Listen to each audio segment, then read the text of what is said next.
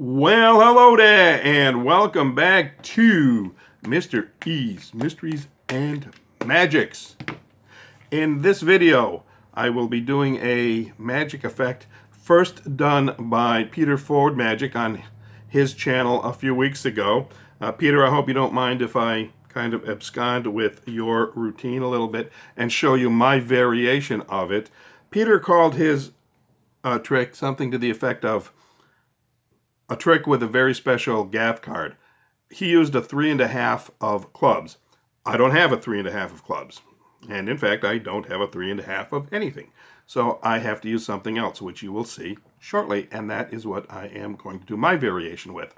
Peter, I hope you don't mind if I kind of borrow your trick for a while. And you did such a good job of it. If you don't really mind, I am going to borrow your daughter's name for a second too, because you used it in your video, and I just want my video to kind of follow along and parallel yours as much as possible so that people can see the differences. So I hope you don't mind in what I'm going to do there. So moving on. As you can see, I'm using the silver deck from the Bicycle Colored series and the Hoyle waterproof deck in this variation. This deck, in fact, both decks can be purchased at RP Magic Shop in Ludlow, Massachusetts. If you are interested, check out the link to their website below for this and all kinds of other magic stuff. Anyway, we all know about this one, and this is a very cool deck. It's made out of plastic. It says flexible, hand-washable, 100% waterproof, easy to shuffle. Is it ever? Very flexible, and they're made out of plastic for use in your pool and stuff like that. So, anyway, that's what I'm going to be using, and this is how I would present this particular routine. This, my friends, is a deck of silver cards. As you can see, this silver deck, silver is more or less symbolic of crystal, like a crystal ball. And a crystal ball is something that helps you to predict the future, and that is exactly what we're going to do. These are jokers. We don't need those. We will be getting rid of the jokers. As you can see, these cards are already pretty well mixed up, but it really doesn't matter because you're not going to use this deck. I'm just going to be using this deck to go through and make my prediction. You won't be using this one. You'll be using this particular deck. So let's take a look at this deck, since this is what you'll be using. If I can get the box open. There we go. Yep. Got those out, and I think we have here, yes, we do have here a couple of jokers, which we will also be getting rid of since we don't need them. And you can see, too, that this deck is pretty well mixed up already. Now, before we get to this part, I am going to make my prediction. I'm going to go through here, and I am going to look into the future.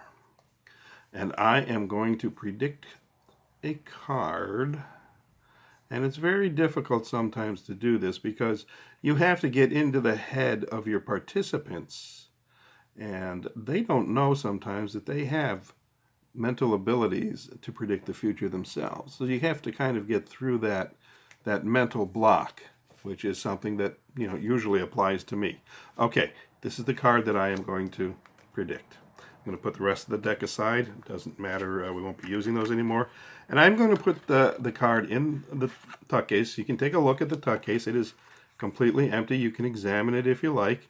And I'm actually going to leave the card sitting out a little bit so you can see it and see that nothing is going to affect it while it sits there in the tuck case. Let's go through this particular deck now. And again, you can see that this deck is completely mixed up as well. But just to keep me honest, look at that. See how those bend up like that? Whoa.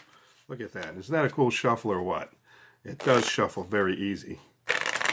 All right. Now, what I'm going to ask you to do is cut the deck and mark your cut by taking half of it and turning it sideways and leaving it just like that. Now, here's what is going on. I am going to ask two of you to pick a card at random from this deck, and we will get to that in a second. But I have only predicted one card. What does that mean? We'll find out. Okay, so we'll take your cut. And Peter, I want you to cut short distance down to down through the deck here. Turn the cards upside down. Put them back on top of the deck. Now go a little bit deeper into the deck and do the same thing. Cut, turn the cards upside down, put them back on top of the deck. Now, I don't want to be able to see your card. So the first face down card that we come to will be your card. So there we go. There is the first face down card. Put that aside. Okay, Ellie, here's what I want you to do. I'm going to spell your name out. I'm going to have you spell your name out like this. E-L-L-I-E. Okay? Just like that. And whatever card you come to at the end, that will be your card. So go right ahead. E-L-L-I-E. Okay, that's your card. Excellent. Thank you very much. Now, here's the issue. I only predicted the one card, but there are two cards here. Normally, when a magician does something like this, he only has a 1 in 52 chance of getting it right because there is only one card chosen. But I have two cards chosen, so I have a 2 in 52 card chance of getting it right. And if you remember from your college mathematics, they usually teach this around, I would say junior year. 2 in 52 is also the same as 1 in 26. Those are my odds.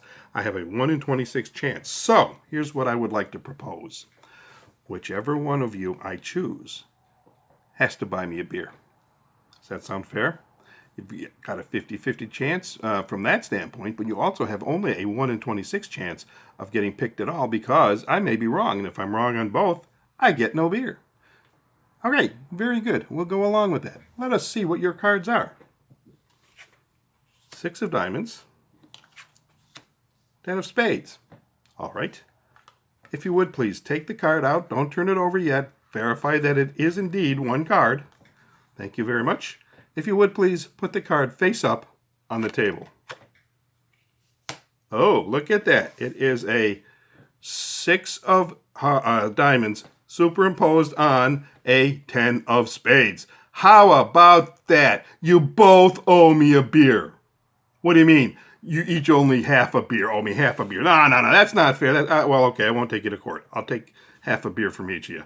But anyway, that's my variation of Peter Ford's routine where he pulls out a 7 of clubs and says, well, I can predict half of that. And he says, well, how can you do that? Well, he pulls out a 3.5. Instead, I do this. I will do a tutorial on this, even though it's pretty straightforward as to what it is. I will do a tutorial for those of you who are absolute beginners and don't know what I did. In the meantime, if you do this routine, just be creative with it and use whatever kind of gaff cards you have, because no matter what you do, as long as you present it to them in a funny and mysterious way, you will, of course, always leave them baffled.